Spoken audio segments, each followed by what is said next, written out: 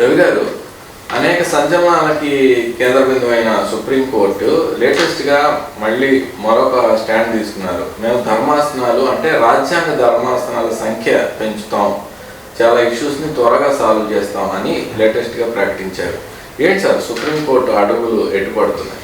అంటే సుప్రీంకోర్టు ప్రధాన న్యాయమూర్తిగా జస్టిస్ సూర్యకాంత్ వచ్చిన తర్వాత ఈయన కొంచెం ఎక్కువ రోజులు ఉంటారు. Justice NV Ramana, justice Chandrachud వాళ్ళిద్దరు కొంచెం ఎక్కువ కాలం ఉన్నారు. మిగతా వాళ్ళు అంటే 6 నెలలు 8 నెలలు కాకుండా వీళ్ళు 1.5 సంవత్సరం 2 ఏళ్లలో ఉన్నారు. ఈయన కూడా కొంచెం ఎక్కువ కాలం ఉంటారు. రెండవది ఈయన కొంచెం పవర్ఫుల్ పర్సన్, ధైర్యంగా నిర్ణయాలు తీసుకుంటారు. ఈయన హయాంలో ఏవో చాలా జరుగుతాయని కొంచెం అంచనా ఉండింది. మీకు తెలుసు న్యాయ వ్యవస్థకు ప్రభుత్వానికి మధ్యలో ఉన్నటువంటి సమస్య. రెండవది ప్రభుత్వం ఒత్తిడి ఎక్కువగా చేస్తుంది. ఇటీవల కాలంలో న్యాయస్థానాలు అనేక అంశాల్లో అదొక ఎగ్జిక్యూటివ్ కోర్టు లాగా మారిపోయి ప్రభుత్వం యొక్క విధానాలకు ఎక్కువ అండ లభిస్తుంది అని. ఈ సమయంలో జస్టిస్ సూర్యకాంత్ నూతన సంవత్సరం సందర్భంగా టైమ్స్ ఆఫ్ ఇండియాకి ఇంటర్వ్యూ ఇచ్చారు. అందులో ఆయన అనేక వ్యాఖ్యలు చేశారు. కొన్ని బయట జడ్జీలు మాట్లాడినవి కూడా ఉన్నాయి. సిజేఐ సూర్యకాంత్ చెప్పింది ఏంటంటే, మహిళల హక్కులకు మతాలకు మధ్యలో వస్తున్న సమస్య చాలా ఎక్కువగా ఉంది. వీటిని మేము ఇంకా తేల్చేస్తాం, ఎన్నో రోజులు వీటిని సాగనివ్వం. ఇవి మాత్రమే కాదు, శబరిమలైకి మహిళలు వెళ్ళవచ్చా లేదా అని గతంలో మేము ఒక తీర్పు ఇచ్చున్నాం, దాన్ని సమీక్ష కోసం వచ్చింది, దాన్ని కూడా పరిశీలించాలి. వీటితో పాటు రాజ్యాంగ సంబంధమైన అంశాలు వేగంగా పరిష్కరించడం కోసం అవసరమైతే ఎక్కువ ధర్మాసనాలన్నా ఏర్పాటు చేస్తామని ఆయన చెప్పారు. అంటే ఒకవైపున రాజ్యాంగాన్ని రక్షించుకోవాలి, దాని మీద మోదీ ప్రభుత్వం దాడి చేస్తూ ఉంది లేదా మార్చేస్తూ ఉంది, ఇట్లాంటి సందేహాలు ఉన్న సమయంలో ప్రధాన న్యాయమూర్తి గారు నేను అదనంగా బెంచీలేసి ధర్మాసనాలు వేసి వీటిని వేగంగా పరిష్కరిస్తామని చెప్తుంటే కొన్ని ప్రశ్నలు కొన్ని సందేహాలు వస్తాయి. ఏ దిశలో మాట్లాడుతున్నారు? అలాగే మహిళలు మతాలు అన్నప్పుడు కేవలం ఒక మతానికైనా అన్ని మతాల్లో కూడా ఎంతో కొంత పురుషాధిక్యత ఈ లక్షణాలు చాలా ఎక్కువగా ఉన్నాయి కదా అని రాష్ట్రాల హక్కులకు సంబంధించిన అంశం కూడా ఉంది. ఇదే ఊపులో ఆయన ఇంకా కొన్ని ముఖ్యమైన మాటలే చెప్పారు. సుప్రీంకోర్టు అనేది అత్యవసర సర్వీస్ లాంటిది, 24/7. కాబట్టి అర్ధరాత్రి కూడా మీరు వచ్చి సుప్రీంకోర్టు తలుపులు తెరవచ్చు, హైకోర్టు తలుపులు తెరవచ్చు, దీనికి అనుగుణంగా మేము అన్నీ మారుస్తాము అని ఆయన చెప్పారు. అంటే వేగంగా ఏదో జరగబోతుంది, సామాన్యుడికి న్యాయం అందాలి, కేసులు పెండింగ్ తగ్గిస్తానని ఆయన ముందు నుంచి కేసుల పెండింగ్ తగ్గిస్తానని చెప్తున్నారు.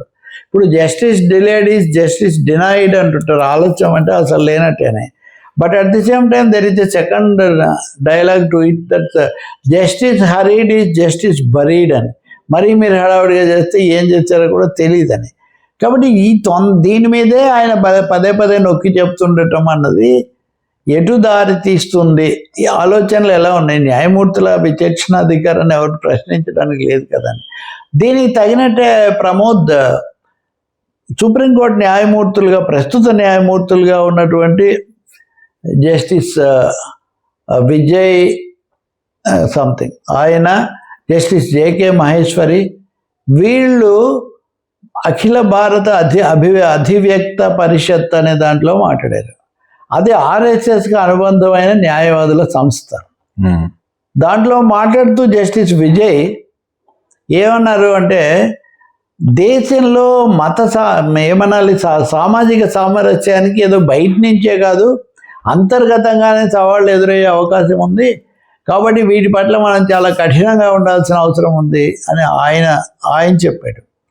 మీరు ప్రతి విషయాన్ని కూడా ఏదో భాషను బట్టి ఇంకొక దాన్ని బట్టి ఒక బృందంగా ఏర్పాటు చేసి చూస్తే కుదరదు, ఇంకా చాలా కోణాలు చూడాల్సి ఉంటుంది అన్నాడు. అంటే భాషా ప్రయుక్త రాష్ట్రాలు ఆ సమస్య మీదే కదా. ఒక హైకోర్టు, రాజస్థాన్ హైకోర్టు అనుకుంటా, ఆ న్యాయమూర్తి కూడా అక్కడ ప్రధాన న్యాయమూర్తి కూడా వచ్చారు. ఆయన మాట్లాడుతూ అసలు భారత రాజ్యాంగం ప్రకారం అన్నీ చేయాలంటారు, కానీ భారత రాజ్యాంగం అన్నది ప్రాథమికంగా ప్రాచీన భారత యోచన మీద ఆధారపడి ఉంది అన్నాడు, సనాతన ధర్మాన్ని.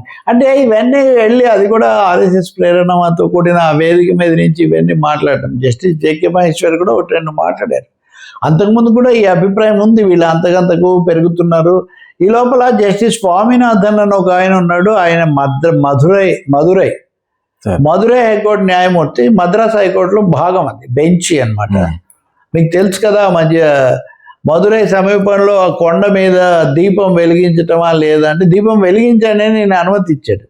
అక్కడ ఇంకో 2 మతాలకు సంబంధించిన స్థలాలు కూడా ఉన్నాయి, అది ఉద్రిక్తతలు వస్తాయని అధికార యంత్రాంగం ఆపింది.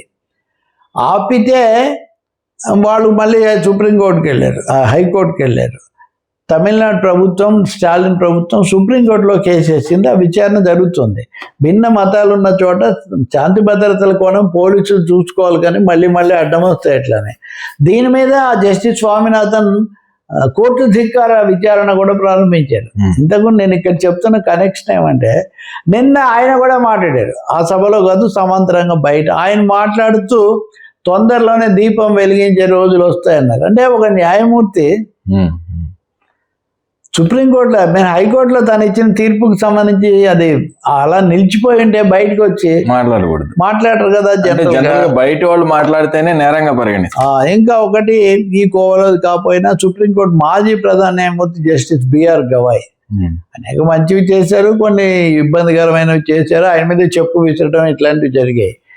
ఆయన ఆరావళి పర్వతాల శ్రవణువుల దగ్గర తవ్వకాలు, గనుల తవ్వకాలు, అరుదైన ఖనిజాల తవ్వకాలు ఇవి చేయొచ్చు అని అనుమతించారు. అంతకుముందు చాలా రోజులుగా అది నిషేధం ఉంది. ఆయన పదవి విరమణ చేశాకే జస్టిస్ సూర్యకాంత్ వచ్చారు. ఏమైనా ఆయన ఇచ్చారంటే 100 అడుగుల వరకు అది తీసుకోవాలి, ఆ తర్వాత దానికి ముందు తవ్వచ్చు అన్నారు.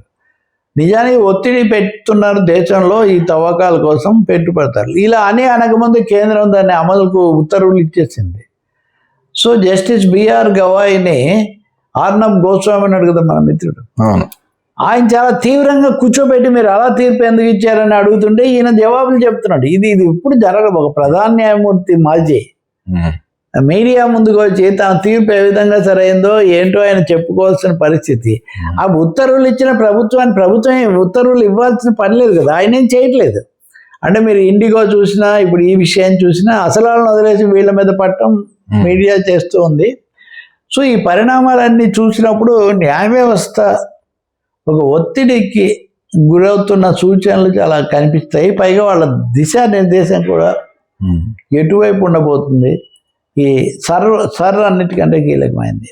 ఓట్ల ప్రక్షాళన కోసం అని పెట్టిన ఈ సర్ కింద కోట్ల ఓట్లు తీసేస్తున్నారు కదా, దాని మీద సుప్రీంకోర్టు ముందు అది కూడా ఉంది, అది చెల్లుతుందా లేదా. జస్టిస్ సూర్యకాంత్ ఏమన్నారంటే, ఇప్పుడు జరిగే అన్ని రౌండ్స్ అయిపోయాక అప్పుడు విచారిస్తామన్నారు. ఇంకా సర్ర అన్ని రౌండ్స్ అయిపోయాక ఇంక మీరు విచారించేదే ఉంది అప్పటికంటే అనుమతిస్తున్నామని, అంతే. అదే అనమాట. ఇవన్నీ కొంచెం ఇబ్బందికరమైనవి. Right sir.